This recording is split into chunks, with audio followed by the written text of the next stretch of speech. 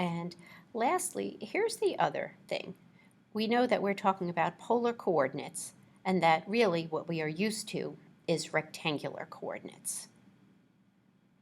So let's look at a polar coordinate. I'm going to draw this sort of eyeball it because I don't, in fact, want to be on that circly sort of grid. But suppose I was plotting the point for 30 degrees. So what I know is that I would have rotated 30 degrees. I would have taken 4 steps out. So the length of this is 4, and the measure of this angle is 30 degrees. Well, the other way that I would get there is to use rectangular coordinates. I would have gone over and up. But we, in fact, do know how to figure out this and this because we can just use SOHCAHTOA. So I happen to know that the cosine of 30 degrees is x over 4. So x then is 4 times the cosine of 30.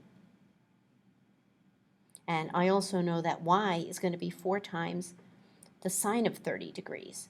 So I can find that y is 2, x is 2 root 3, in fact. But if we were going to generalize this, I might even say we have some value, so we have some value theta, and we have r.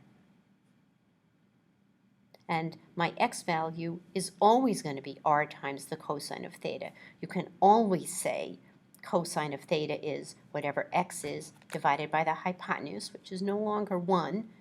So r cosine of theta is x. And I can always say that y is r times the sine of theta. And in fact, this is going to do us a lot of good, even if we have something down here.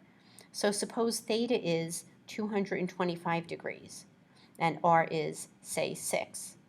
X is going to be 6 times the cosine of 225, and what I know is that that's a negative number. Y is going to be 6 times the sine of 225, and the sine of 225, in fact, is a negative number as well. So going from polar coordinates to rectangular coordinates,